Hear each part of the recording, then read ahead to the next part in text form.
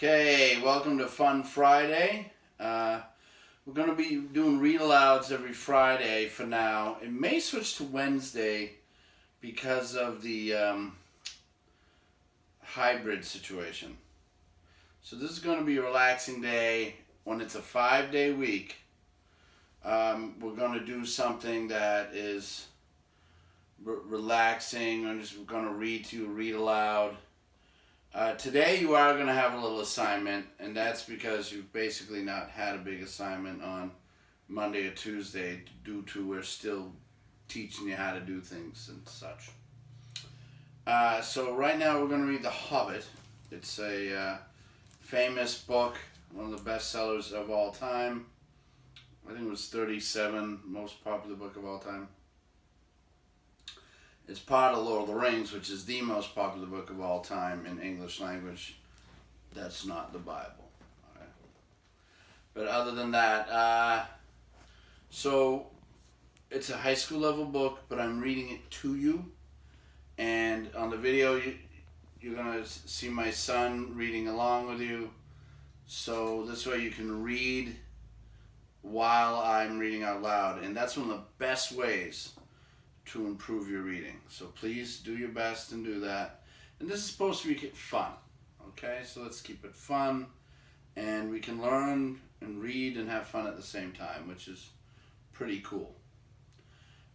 Today's paper will be on character traits. You're going to be doing an assignment on that shortly.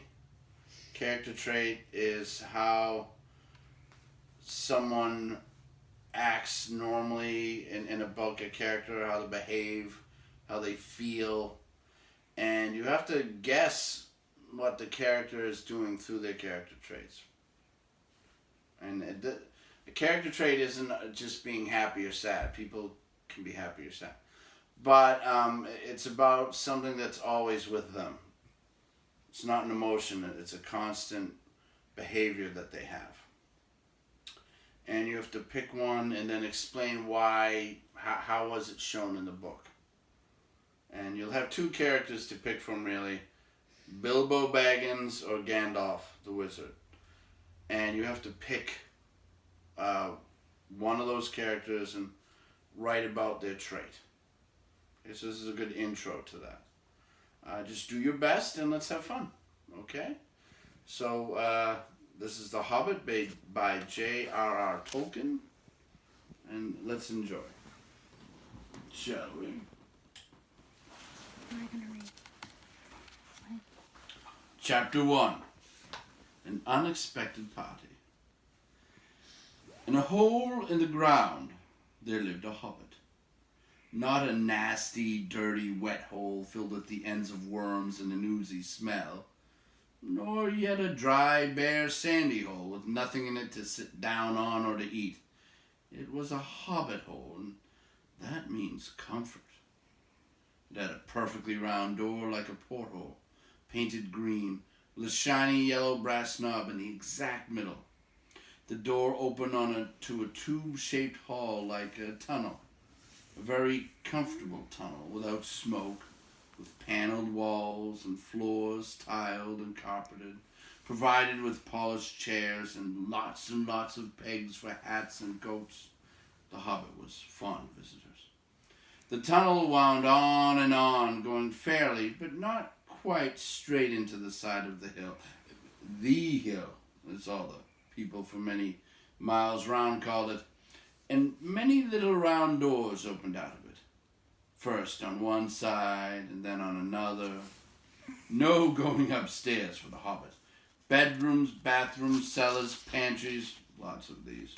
Kitchens, dining rooms, all were on the same floor, and indeed on the same passage. The best rooms were all on the left-hand side, going in. For these were the only ones to have windows, deep, set, round windows looking over his garden and meadows beyond, sloping down to the river. This hobbit was a very well-to-do hobbit, and his name was Baggins. The Bagginses had lived in the neighborhood of the hill for time out of mind, and people considered them very respectable, not only because most of them were rich, but also because they never had any adventures or did anything unexpected. You could tell what a Baggins would say on any question without the bother of asking him. This is a story of how a Baggins had an adventure and found himself doing and saying things altogether unexpected. He may have lost the neighbor's respect, but he gained, well, you'll see whether he gained anything in the end. The mother of our particular hobbit. What is a hobbit? I suppose hobbits need some description nowadays, since they have become rare and shy of the big people, as they call us. They are, or were, a little people, about half our height and smaller than the bearded dwarves. Hobbits have no beards. There is little or no magic about them, except the ordinary everyday sort which helps them to disappear quietly and quickly when large, stupid folk like you and me come blundering along, making a noise like elephants which they can hear a mile off. They're inclined to be fat in the stomach. They dress in bright colors, chiefly green and yellow, wear no shoes because their feet grow natural leathery soles and thick, warm brown hair like the stuff on their heads, which is curly. Have long, clever brown fingers, good-natured faces, and laugh deep, fruity laughs, especially after dinner, which they have twice a day, when they can get it. Now, you know enough to go on with. As I was saying, the mother of this hobbit, of Bilbo Baggins, that is, was the fabulous Belladonna Took, one of the 3 remarkable daughters of the old Took, head of the hobbits who lived across the water. The small river that ran at the foot of the hill, it was often said in other families, that long ago one of the Took ancestors must have taken a fairy wife. That was, of course, absurd. But certainly there was still something not entirely hobbit-like about them. Once in a while, members of the Took clan would go and have adventures. They discreetly disappeared, and the family hushed it up. But the fact remained that the Tooks were not as respectable as the Bagginses, though they were undoubtedly richer. Not that Belladonna Took ever had any adventures after she became Mrs. Bungo Baggins. Bungo, that was Bilbo's father, built the most luxurious hobbit hole for her, partly with her money. That was to be found either under the hill or over the hill or across the water. And there they remained to the end of their days.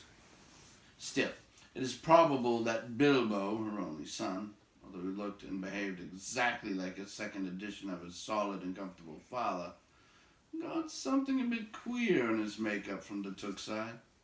Something that only waited for a chance to come out.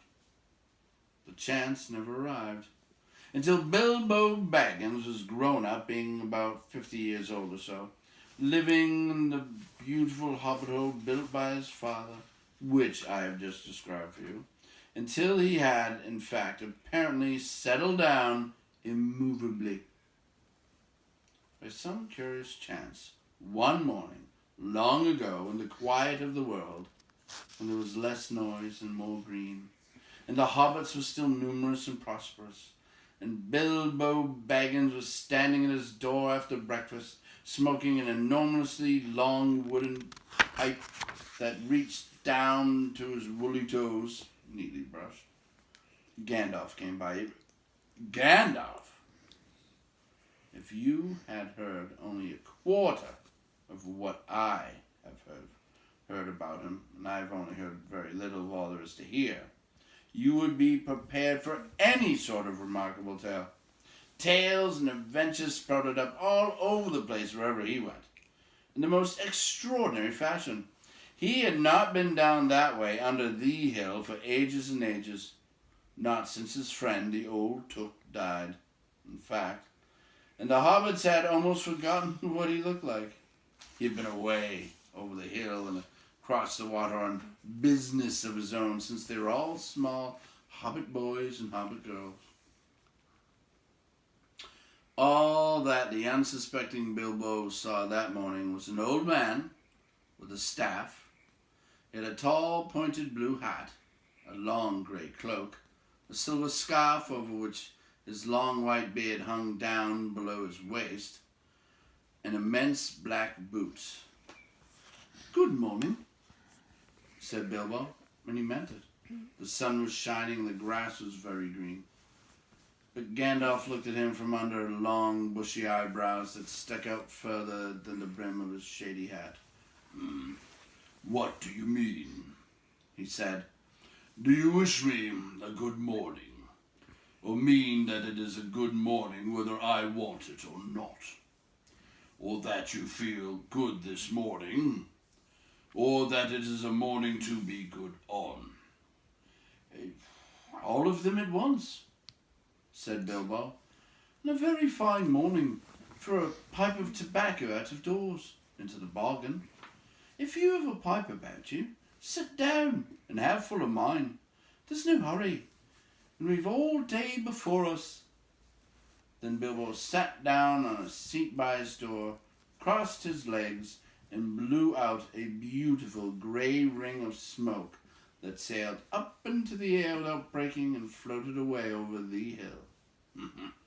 "Very pretty," said Gandalf, "but I have no time to blow smoke rings this morning. I am looking for someone to share in an adventure that I'm arranging. It's very difficult to find anyone." "I should think so, in these parts.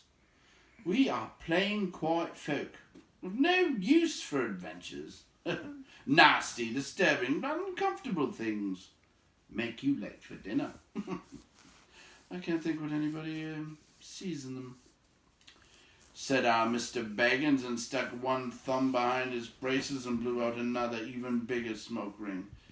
Then he took out his morning letters and began to read, pretending to take no more notice of the old man. He decided that he was not quite his sort, and wanted him to go away. But the old man did not move. He stood leaning on a stick and gazing at the hobbit without saying anything, till Bilbo got uncomfortable and even a little cross. "Good morning," he said at last. "We don't want any adventures here, thank you. You might try over the hill or across the water." By this he meant that the conversation was at an end. "What a lot of things you do use good morning for," said Gandalf. "Now you mean that you want to get rid of me, and that it won't be good till I move off." Not at all, my dear sir. Let me see, I don't think I know your name." Yes, my dear sir. And I do know your name, Mr. Bilbo Baggins. And you do know my name, though you don't remember that I belong to it. I am Gandalf, and Gandalf means me. To think that I should have lived to be good morning by Belladonna Took's son, as if I was selling buttons at the door. Gandalf? Good gracious me! Not the wandering wizard that took a pair of magic diamond studs that fastened themselves and never came undone till ordered? Not the fellow who used to tell such wonderful tales at parties about dragons and goblins and giants and the rescue of princesses and the unexpected luck of widows' sons? Not the man that used to make such particularly excellent fireworks. I remember those. Old Took used to have them on Midsummer's Eve. Splendid! They used to go up like great lilies and snapdragons, and the burnhams of fire, and hang in the twilight all evening. You will notice already that Mr. Baggins was not quite so prosy as he liked to believe. Also that he was very fond of flowers. Dear me, he went on. Not the Gandalf who was responsible for so many quiet lads and lasses going off into the blue for mad adventures. Anything from climbing trees to visiting elves or sailing in ships, sailing to other shores. Bless me, life used to be quite you used to upset things badly in these parts once upon a time. I beg your pardon, but I had no idea you were still in business. Where else should I be? Said the wizard. All the same, I'm pleased to find you remember something about me. You seem to remember my fireworks carney at any rate, and that is not without hope.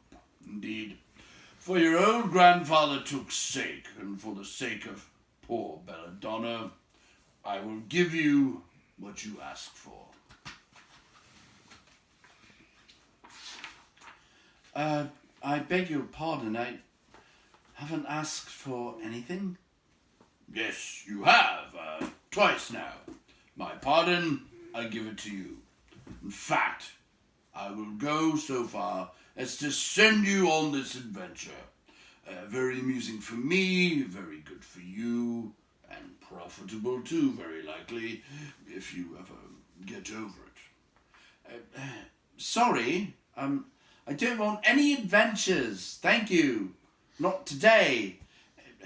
Good morning, but please come to tea anytime you like. Why not tomorrow? Come tomorrow. Goodbye.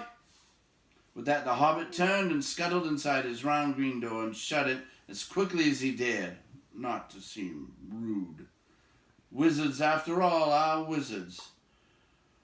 What on earth did I ask him to tea for? He said to himself as he went to the pantry. He'd only just had breakfast, but he thought a cake or two and a drink of something would do him good after his fright. Gandalf, in the meantime, was still standing outside the door and laughing long, but quietly. After a while, he stepped up and with a spike on his staff scratched a queer sign on the hobbit's beautiful green front door. Then he strode away. Just about the time when Bilbo was finishing his second cake and beginning to think that he had escaped adventures very well.